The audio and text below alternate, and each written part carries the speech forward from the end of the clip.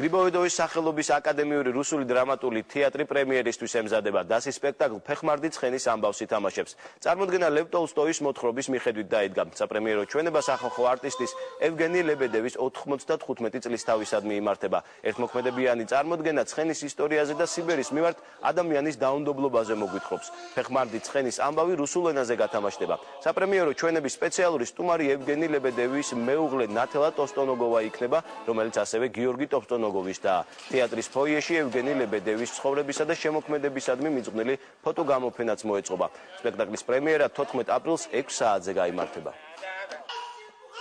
ჩემ თაობას ძალიან კარგად ახსოვს თავის დროზე გიორგი ტოსტონოგოვის მიერ დადგმული სპექტაკლი, სადაც ასევე ჩვენი თანამემამულე ლებედევი თამაშობდა მთავარ როლს. ჩვენ ამ სპექტაკლით პატივს მივაგებთ ორ გენიალურ თბილისელს, რომელმაც თავის დროზე დადგეს გენიალური სპექტაკლი. სპექტაკლი იქნება ტოლსტოის ხალსტამერი, ცხენის ისტორია და აი პრემიერაც უკვე ძალიან მალე იქნება, ძალიან ვღელავთ და ვემზადებით ყველა და მაქსიმალურად ვცდილობთ რომ გამოვიდეს კარგი